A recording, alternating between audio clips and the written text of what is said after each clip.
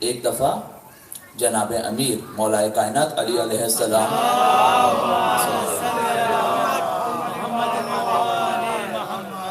ایک مقام پر تشریف فرما تھے. ایک شخص آیا، کہتا ہے کہ مولا میرے گناہ بہت زیادہ ہو گئے ہیں، میں کیا کروں؟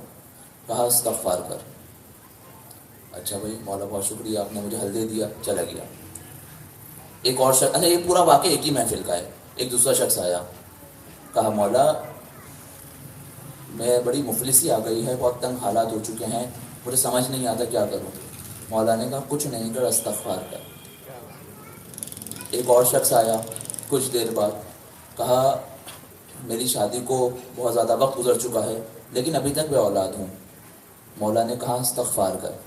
اب اطراف میں بہت سارے لوگ بیٹھے تھے، پریشان ہو گئے کہ بھئی کوئی آ رہا ہے، گناہ کی ہیں استغفار کر، مفلسی ہے استغفار کر، بے اولاد ہے استغفار کر. اچھا معاملہ یہاں نہیں رکا، کوئی ایک شخص آیا مولا سے کہا کہ مولا میرا ایک باغ تھا لیکن ایک آندھی ہے، میرا پورا باغ تباہ ہو گیا، میں کیا کروں؟ مولا نے کہا استغفار کر.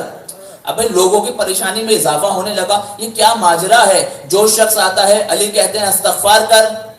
ایک اور شخص آیا، کہا مولا کچھ گاؤں کے افراد آئے، کہا مولا ہم نے نہر کھودی تھی اپنے گاؤں کے لیے لیکن وہ نہر خشک ہو گئی ہے اور گاؤں میں بڑی تنگی آ چکی ہے، اس وجہ سے ہم کیا کریں؟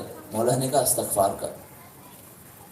اب جب افراد اٹھ کے چلے گئے تو مولا سے پوچھنے لگے مولا یہ کیا ماجرا ہے کہ ایک مشکل ہوتی ہے آپ کہتے ہیں استغفار کر، اولاد نہیں ہے استغفار کر، مفلسی ہے استغفار کر، نہر خشک ہو گئی استغفار کر، مال نہیں ہے استغفار کر، اولاد نہیں ہے استغفار کر. مولا یہ کیا ماجرا ہے؟ تو مولا نے کہا کہ تم نے سورہ نوح کی تلاوت نہیں کی کہ خداوند متعال کیا کہہ رہا ہے؟ استغفروا ربکم انہ کان توابا، کہ خدا گناہوں کو بخشنے والا ہے.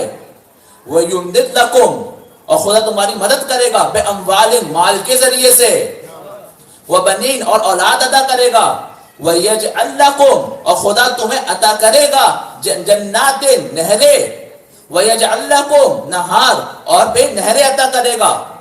بھائی میں تمہیں قرآن سے فیصلہ کر رہا ہوں. کہا مولا ہم نے تو اتنی بار اس آیت کی تلاوت کی تھی لیکن کبھی توجہ نہیں کی. کہا جبھی تو کہتے ہیں کہ قرآن کافی نہیں ہے. بھائی ولی خدا کے بغیر قرآن سمجھو گے تو قرآن سمجھ میں نہیں آئے گا، ولی خدا کے پاس ہی جانا پڑے گا. اب رسول کو کیا حکم ہوا کہ استغفار کیجئے؟ تو بات یہاں سے یہ سمجھ آئی استغفار خالی گناہوں پہ نہیں ہوتی، اگر نعمات الہی چاہتے ہو تو استغفار کرو. اب آج اس عالم کے اندر جتنی بھی نعمات موجود ہیں کیا میری اور آپ کی استغفار کی وجہ سے ہیں؟ نہیں، یہ محمد و آل محمد کی استغفار کا احسان ہے.